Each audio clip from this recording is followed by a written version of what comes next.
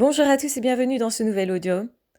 Comment procèdent les pervers narcissiques pour vous convaincre qu'ils ont, soi-disant, raison? On peut effectivement, quand on analyse, ressortir certaines stratégies utilisées par les pervers narcissiques. Si je vous donne effectivement ces tuyaux, c'est pour vous aider à mieux les repérer et donc à mieux vous défendre. La première chose que j'ai à dire, c'est si vous le souhaitez, vous pouvez aussi vous abonner à cette chaîne si vous trouvez mes capsules super intéressantes et que vous ne voulez pas manquer aucune de ces capsules justement. La première chose du coup que je peux dire sur le fait que les pervers narcissiques utilisent des stratégies, c'est qu'ils vont être obsessionnels à l'idée de convaincre. Déjà ça doit vous mettre la puce à l'oreille.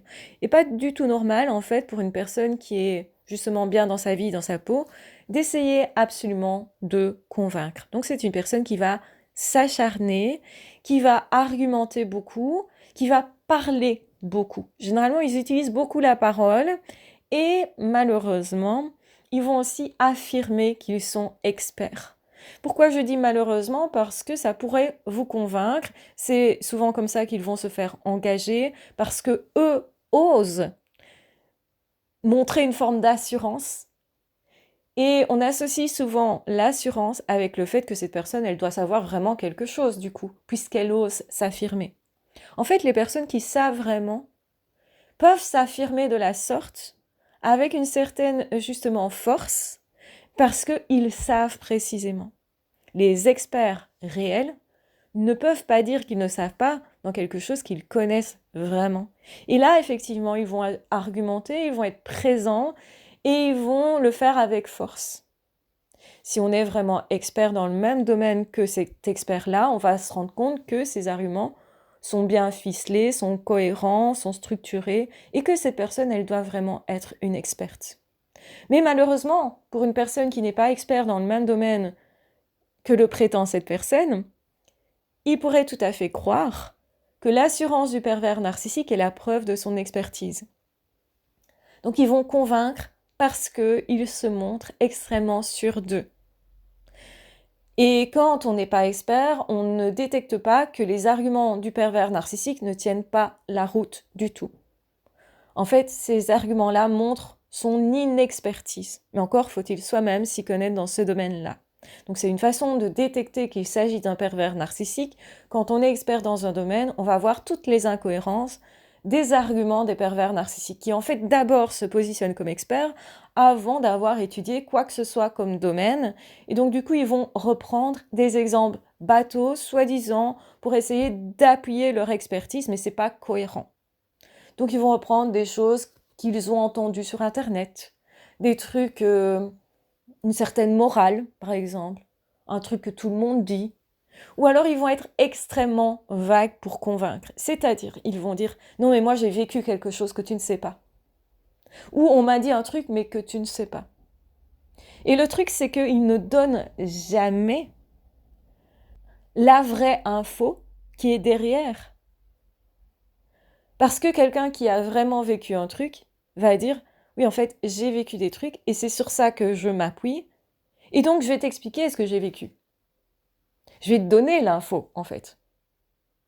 Et ça va me permettre de te montrer qu'effectivement, j'ai une expertise par rapport à un vécu et que je m'appuie sur ça. Mais en fait, je vais être claire sur ce qui fait que j'affirme connaître la chose. Les pervers narcissiques ne sont jamais clairs dans leurs arguments. Ils vont toujours rester vagues. Non mais moi je sais. Et ils se positionnent toujours comme une personne qui sait et qui ne veut pas qu'on contredise son idée, qui même va se montrer extrêmement virulent, dégradant, humiliant si vous le contestez. Donc c'est quelqu'un qui cherche absolument à avoir raison. Alors bien sûr, l'expert qui sait qu'il a raison, il va aussi chercher à avoir raison, mais il argumente de façon complètement logique. Quand vous avez en face de vous un pervers narcissique qui se positionne comme un expert mais qui ne l'est pas, vous allez voir ses incohérences, vous allez lui renvoyer les incohérences en disant « je ne peux pas valider ta théorie parce qu'elle ne tient pas debout tout simplement ». Et là, ils vont commencer à vous prendre en grippe parce que vous avez vu clair. Et donc, ils ne sont pas prêts justement à étudier réellement quelque chose. Ils sont juste là pour imposer une idée. Et c'est cette imposition qui va aussi faire reculer les personnes timides. Par exemple, ils vont convaincre les personnes qu'ils savent ce dont ils parlent, qu'ils sont experts, parce qu'en fait, ils ont en face d'eux des gens qui ne sont pas sûrs d'eux, qui sont moins experts qu'eux, ou qui ne connaissent pas ce sujet-là, et qui donc vont se ranger à l'avis de ces personnes-là, parce qu'eux-mêmes, ils savent qu'ils ne savent pas. Et en réalité, c'est comme ça aussi qu'ils vont manipuler les autres et faire croire qu'ils sont experts là où ils ne le sont pas. Le truc, c'est qu'ils peuvent défendre des idées complètement inverses et contradictoires. Par exemple, là récemment, sur ma chaîne de spiritualité, il y a une personne qui s'est dit experte, alors qu'elle ne l'est absolument pas, en disant « Oui, mais moi j'ai vécu quelque chose ».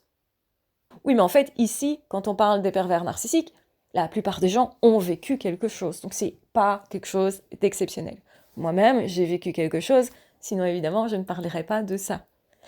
Et cette personne avançait que comme elle avait vécu ça d'une certaine façon, elle contredisait ma théorie. Pour avoir raison. Pas parce que c'est intéressant de débattre de quelque chose, pas justement d'un point de vue scientifique. Et justement, je lui ai montré que ces arguments ne tiennent absolument pas la route.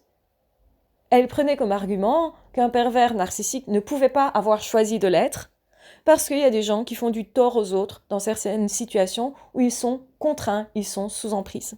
Sauf que ces personnes dont elle parlait se sont repenties, en ont parlé, et justement ont mis à jour justement cette situation d'emprise comme étant anormale, comme étant de la violence.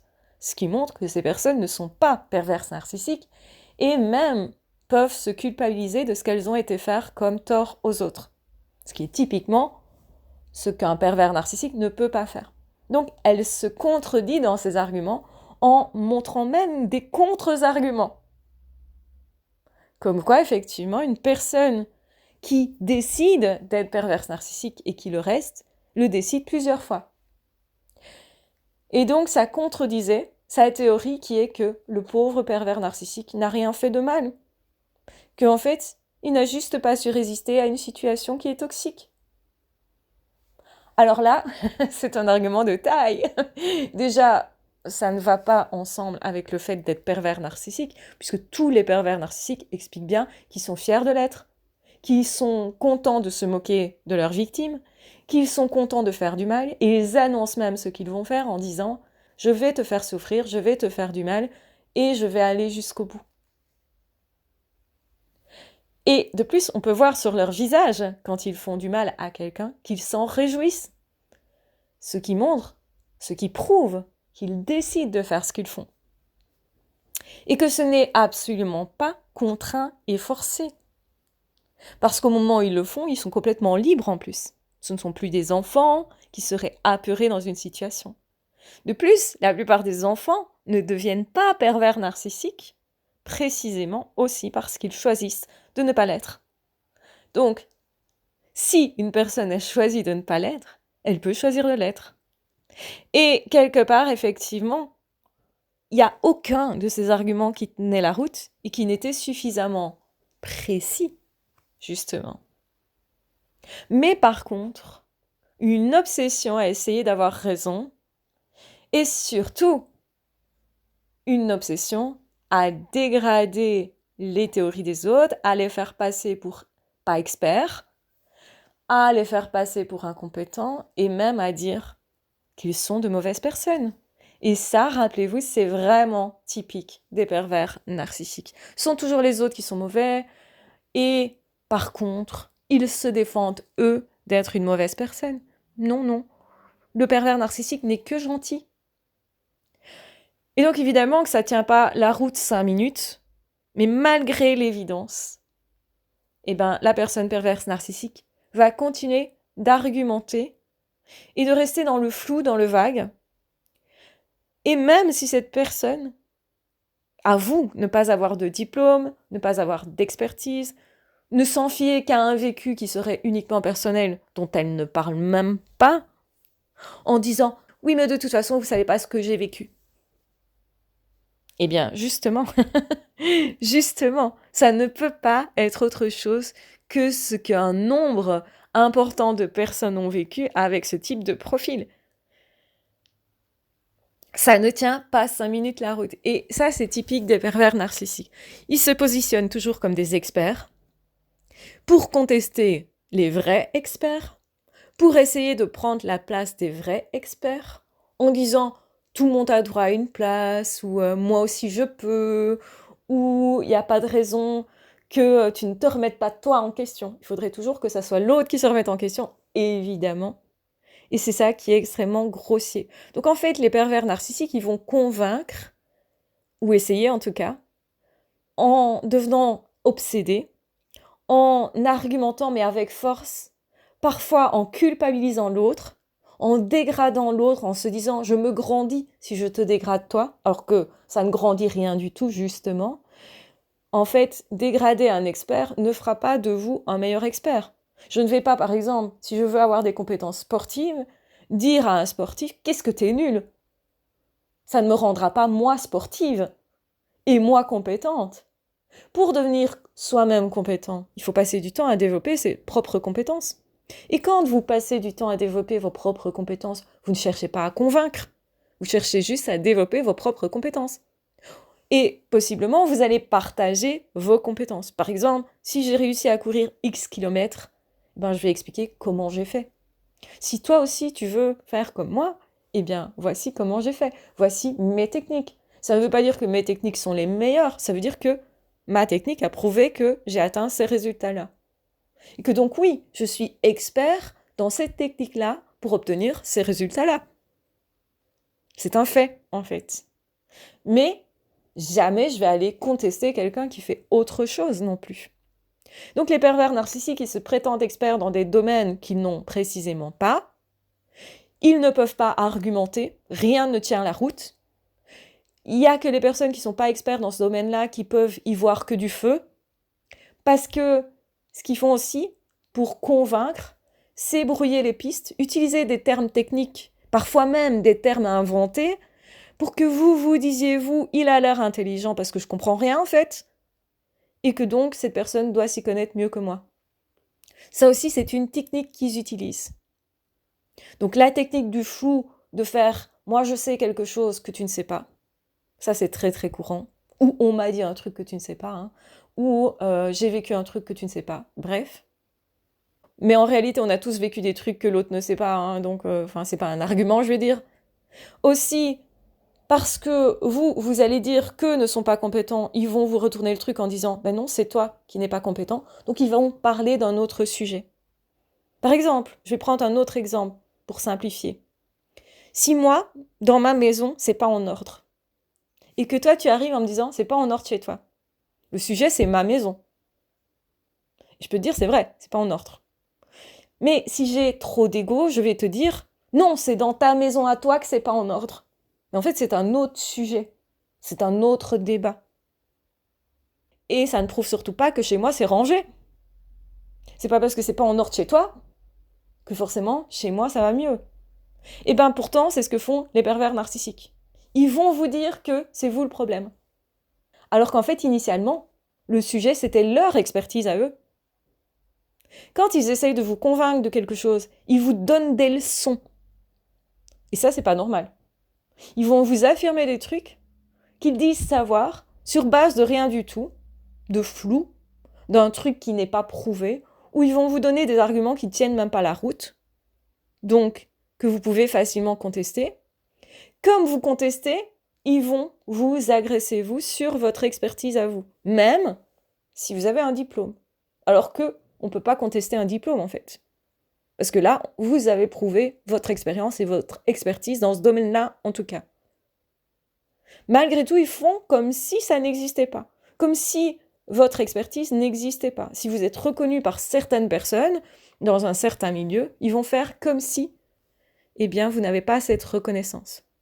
Donc, ils vont nier vos compétences. Ça aussi, c'est une façon de convaincre les autres. En niant votre compétence, ils vont se positionner comme des experts, parce que si vous avez un avis contraire et qu'on nie votre compétence, C'est comme si vous n'étiez plus rien et que vous n'aviez plus rien à dire. Donc pour convaincre les autres, ils vont nier vos compétences, votre travail, votre expertise, qui est là pourtant depuis des années. Même si ça ne tient pas la route. Donc ils vont effectivement toujours brouiller les pistes en détournant l'attention sur un autre argument, sur une autre personne, sur un autre sujet. C'est quelque chose qu'ils font énormément. Autre chose aussi qu'ils utilisent beaucoup pour convaincre, c'est se mettre en colère. Et les personnes qui ont peur des gens en colère vont alors se ranger à ce qu'ils disent, donc vont affirmer que ce qu'ils disent est vrai pour calmer le jeu. Parce qu'il y a des personnes qui ont peur des conflits. Et ces personnes-là, elles vont calmer le jeu en se disant « Oh, je m'en fous de toute façon, qu'il ait raison ou pas, je vais calmer le jeu. » Le problème, c'est que ça perturbe les vrais experts qui vont voir qu'on se range de leur côté et qui peuvent du coup perdre confiance en eux. Aussi, en se mettant en colère, ils vont essayer que vous perdiez confiance en vous, en vos capacités. Et donc, c'est pour ça que c'est important d'avoir confiance en soi, encore plus face à un pervers narcissique. Aussi, ce qu'ils vont faire pour vous convaincre, c'est vous faire peur. Avoir peur de perdre sa place au boulot va faire qu'on va se ranger à l'avis du directeur ou du supérieur, même si celui-ci n'a pas raison. Du coup, par rapport aux autres collègues, ils vont se dire, si celui-là confirme ce que dit celui-là, alors c'est qu'il doit vraiment être expert. Plus j'ai de gens rangés derrière moi, plus j'aurai l'air d'être un expert. Mais ça n'empêche que le pervers narcissique n'est toujours pas un expert, en fait. Ou alors, cette personne, ce qu'elle va faire aussi, c'est utiliser des idées générales. Sous prétexte que c'est la morale comme ça. Par exemple, tout le monde doit être gentil avec les autres. Donc tu dois être gentil avec le pervers narcissique. Voilà une aberration complète. Tout ça parce qu'on part d'un principe qui est que tout le monde doit être gentil avec les autres. Que c'est même plus intelligent, etc. Donc en fait, ils vont prendre des idées qui sont communément admises pour essayer de convaincre que c'est forcément juste. Et les idées, ça pourrait être, par exemple, un pervers narcissique a forcément souffert beaucoup durant l'enfance. Les traumatismes peuvent rendre méchant. Oui, c'est souvent une idée reçue qui est acceptée. Si j'ai vécu beaucoup de violence, j'aurais sûrement plus tendance à être moins sympathique à un moment donné, à pouvoir me perdre, etc. Ou à avoir des attitudes pas super sympas. Ok. Mais ramener ça au pervers narcissique à leur histoire, alors qu'il n'y a pas forcément de lien, parce que généralement ce sont les victimes qui sont traumatisées et pas les pervers narcissiques, hein. Eux, ils adorent justement créer des traumatismes, créer de la violence, créer des conflits, etc.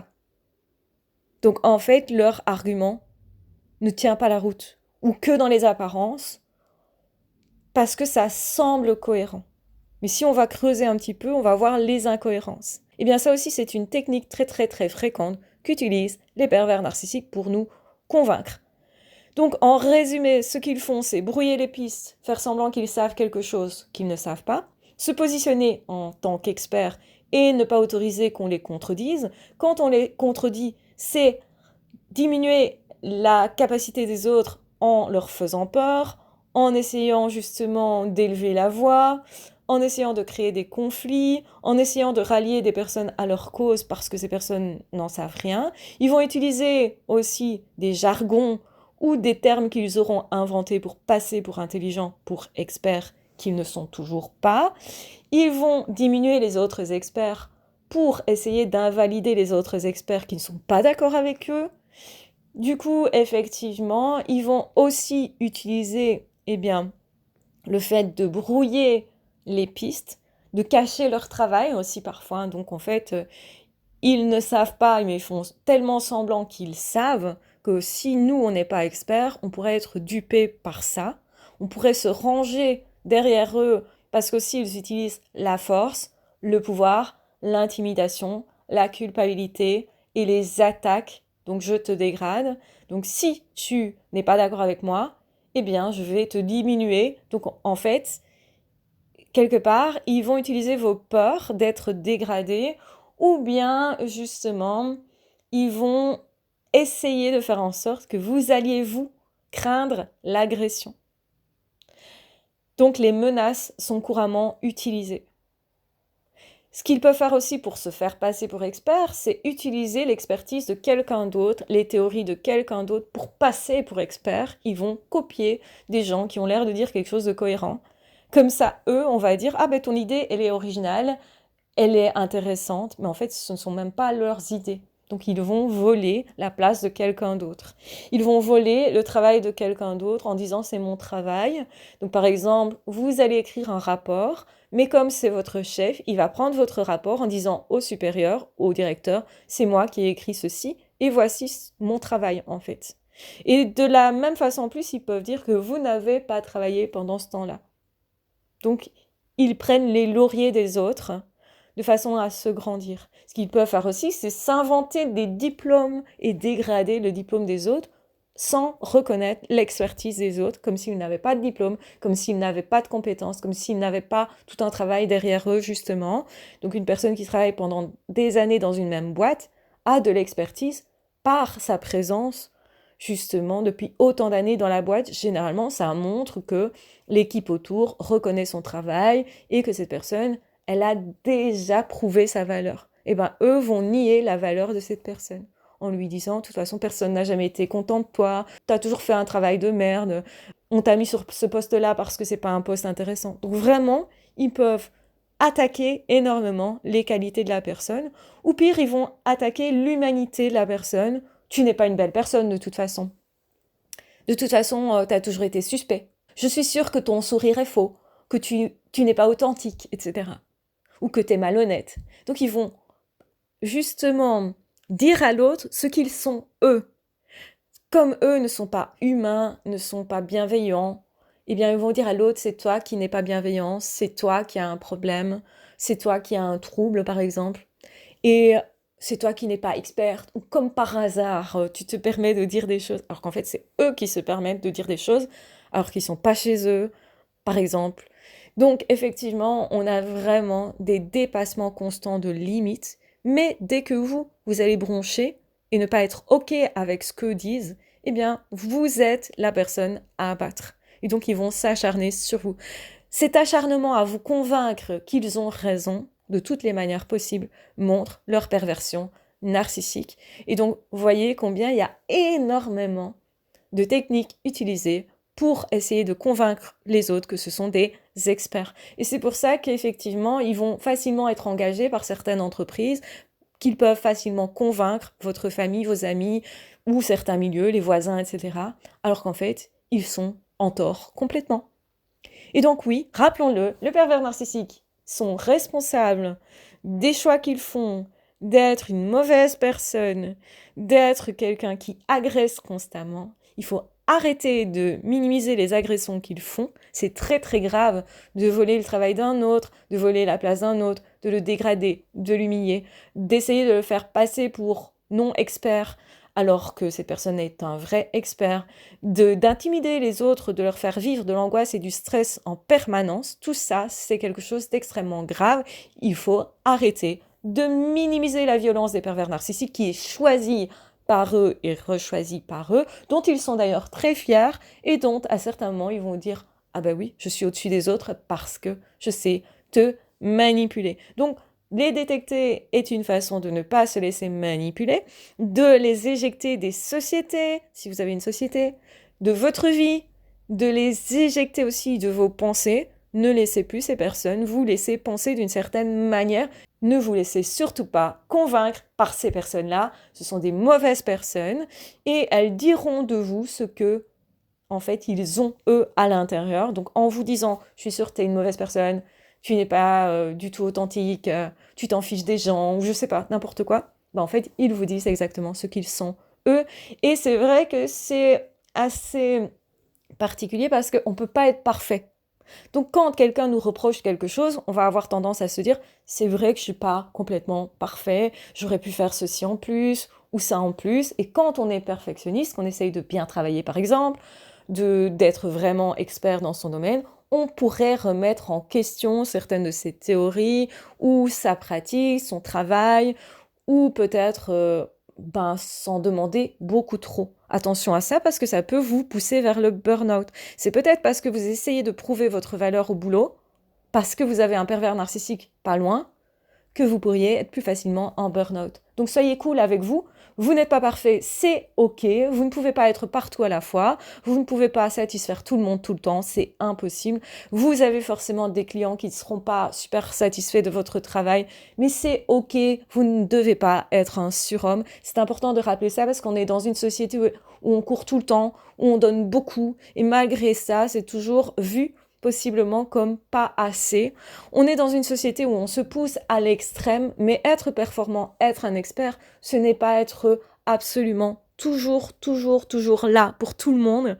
Parfois, c'est juste pas possible. Si vous êtes tout seul dans votre poste et que vous devez gérer une quantité de dossiers phénoménaux, ben, vous ne pouvez pas être partout à la fois. C'est ok. Et les personnes, les vraies belles personnes, qui sont prêts à travailler avec vous, parce que c'est vous, parce qu'ils savent que vous êtes une personne particulière, efficace justement, avec beaucoup de cœur, etc.